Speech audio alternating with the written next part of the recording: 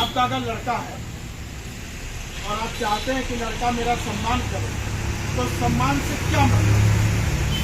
तो लड़का आपकी पहली बातों को समझे, उसका अनुपालन करे, अपने चरित्र व्यवहार में उतारे, तभी तो आप कहेंगे मैं लड़का मेरा सम्मान कर रहा है। अब लड़का अगर आपके विपरीत चल रहा है तो आप कहेंगे कि आप मेरा सम्मान कर रहे हैं। आप इसी से समझिए कि संविधान का सम्मान क्या होगा।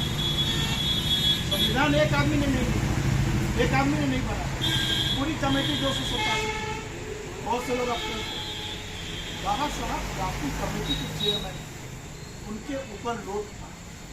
उनके कमेटी में 7 लोग थे, एक मर गए, 7 ऐसे गायब हो, और उनके ऊपर पूरी जिम्मेदारी थी संविधान के ड्राफ्ट करने, और उन्होंने किया।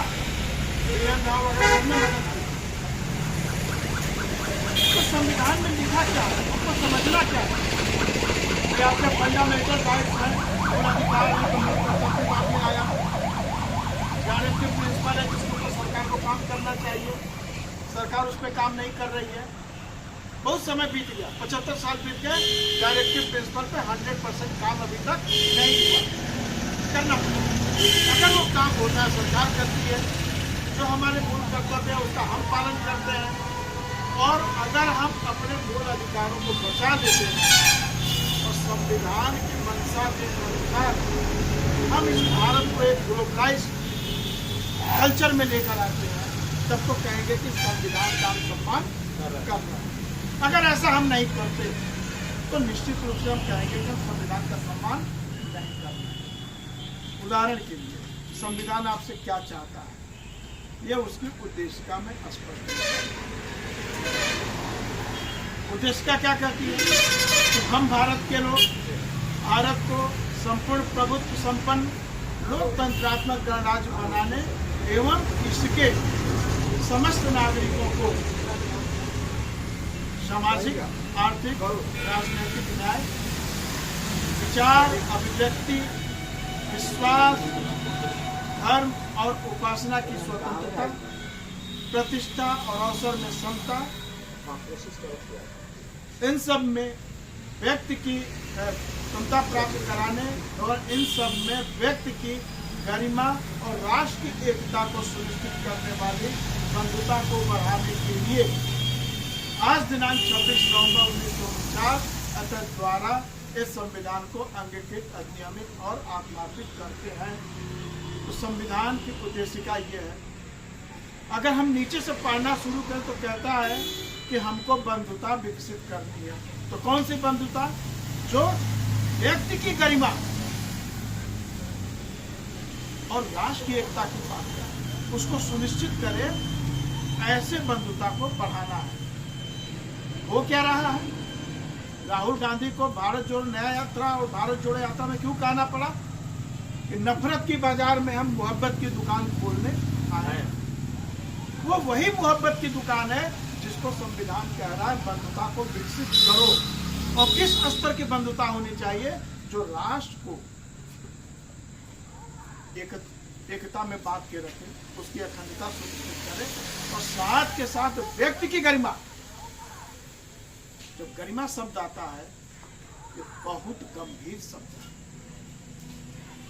आज जो सरकार चल रही है, फांसीवादी सरकार, यह आपके गरिमा के साथ खिलवाड़ की है, इस राष्ट्र की एकता के साथ खिलवाड़ की है। इस राष्ट्र में सभी लोग हैं, केवल 100 कार्ड हिंदू नहीं है। वो हिंदू करे वही नहीं है। इस देश में 140 करोड़ लोग हैं, उनकी आप गरिमा का ख्याल रख रहे हैं। जो बाबा साहब ने कहा कि भारत क्रमिक असमानता से ग्रसित है, बाबा साहब ने कहा जातियां राष्ट्र की द्रोही होती हैं। जाति मतलब क्या हो गया? जब आप हिंदू वर्ण व्यवस्था में आते हैं तो जात की व्यवस्था है।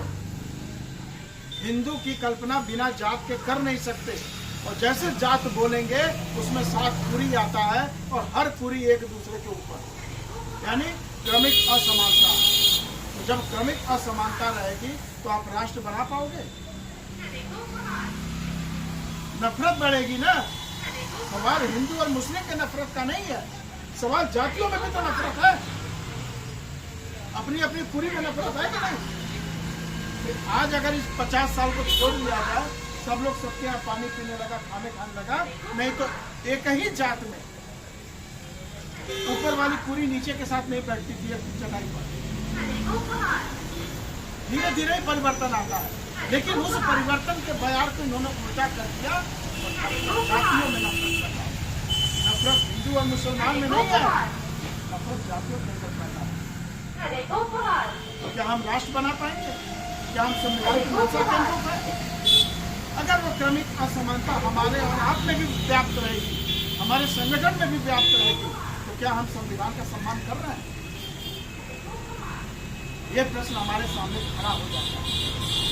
इसलिए राहुल गांधी जो कह रहे हैं कि नफरत की दुकान बाजार में मोहब्बत की दुकान खोलने हम आए हैं, निश्चित रूप से प्रेम की गंगा को बढ़ाना होगा।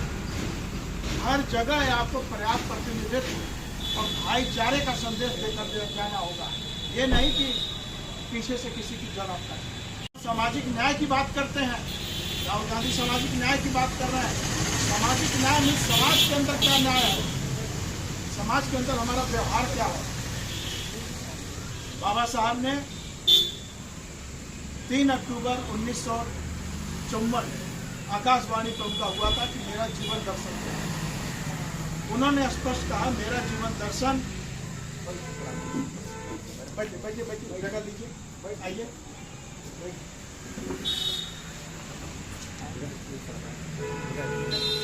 उन्होंने कहा कि स्वतंत्रता, समता और बंधुता ये राजनीतिक ध्येय तो बना हुआ है। क्यों? ये संविधान में है। हर राजनीतिक दल अपने रजिस्ट्रेशन पेपर में लिखती है कि हम संविधान का सम्मान करेंगे, लेकिन सामाजिक जीवन में इसको नकार देते हैं। सामाजिक जीवन में समता, स्वतंत्रता और बंधुता को एकदम नकार देते हैं, फिर जातिगत व्यवस्था आ जाए। तो वास्तव में अगर संविधान का सम्मान हमें करना है तो स्वतंत्रता, ये हमारा होना चाहिए। इसके ऊपर हमने काम करना चाहिए, इसके ऊपर फोकस करना चाहिए, तब जाके सामाजिक न्याय हम पा सकते हैं और समाज मजबूत होगा। इस विचारधारा से राजनीति भी मजबूत होगी और राजनीति जब मजबूत होगी तब विकास होगा। सरकारें बदल जाने से नहीं विकास होगा, सरकारों के बीच में सामाजिक दबाव विकास का रास्ता खोलता है। ये आपको समझना चाहिए।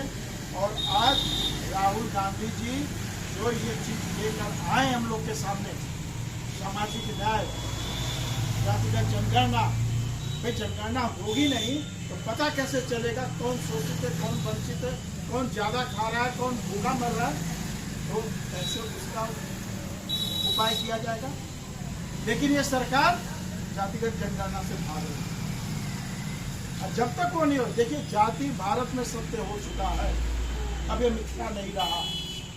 और खत्म आप पेपरों पे भी कर लोगे, लेकिन आपकी मानसिक स्थिति का बदलाव इतनी जल्दी नहीं होता। कम से कम 3 से 4 पीढ़ियां उस मानसिकता से दूर होंगी, तब 5वीं 6वीं पीढ़ी में ये आएगा कि नहीं हमारी कोई जात नहीं है, हम सब के सब भारतीय हैं, भारत के नागरिक हैं और हमारी मानव धर्म ही हमारा धर्म है। यहाँ तक की बात बड़े गुण शब्दों में राहुल जी कुछ चीज वो मुंह से कहते नहीं, लेकिन उनके शब्दों से निकल के आता है कि वास्तव में क्या बात है। तो जो संविधान सम्मान की बात है, तो हमें संविधान के उद्देश्य के ऊपर इस देश में संस्कृति बनानी होगी। वो संस्कृति जिसके अंदर समता हो, जिसके अंदर स्वतंत्रता हो, जिसके अंदर बंधुत्व भाव हो, जिसके अंदर समता रहेगी वह न्याय करेगा। असमानता को फॉलो करने वाले, असमानता को ऊपर चलने वाले ये कभी भी न्याय नहीं करते, हैं ना आगे करेंगे। मित्रों, समय भी कम है और आप लोग का सहयोग मिला, आप लोग के बीच बैठ के चाय पीने का मौका मिला, मैं आप लोग का शुक्रगुजार हूँ। और फिर मिलते रहेंगे अच्छे कैडर के रूप में बातें होंगी। मैं इसके साथ अपनी बात को विराम देना चाहता हूँ। सभी को जय भारत, जय श्री राम।